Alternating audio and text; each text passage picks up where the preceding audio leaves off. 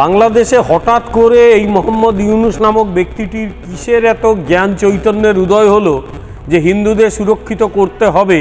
তার মানে উনি স্বীকার করে নিচ্ছেন এতদিন হিন্দুরা সুরক্ষিত ছিল না।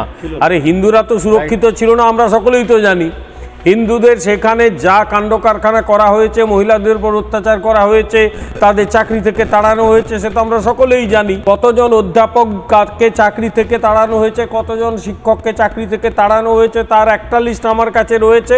এটা পার্সিয়াল লিস্ট, এর চেয়ে বহু লোককে তাড়ানো হয়েছে। কয়েকদিন আগে মানে বাংলাদেশের পুলিশ বাহিনী থেকে হিন্দুদের তাড়ানোর পরিকল্পনা করেছিল। চিন্ময় কৃষ্ণপ্রভুকে নানা মামলা মোকদ্দমা করে ঢুকিয়ে রাখা হচ্ছে ভেতরে। এরপরেও যদি বলে হিন্দুদের সুরক্ষিত রাখতে হবে, তাহলে পরিষ্কার করে একটা কথা বলে রাখি, বাংলাদেশের হিন্দুরা কিন্তু ক্রমশ ক্রুদ্ধ হচ্ছে।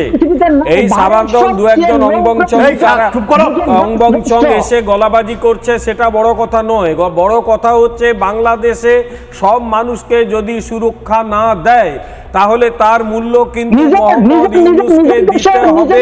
আজকে এই স্টুডিওতে বসে আমি বলে যাচ্ছি, তার জন্য অপারেশন সিঁদুর লাগবে না, অপারেশন ইঁদুরই যথেষ্ট।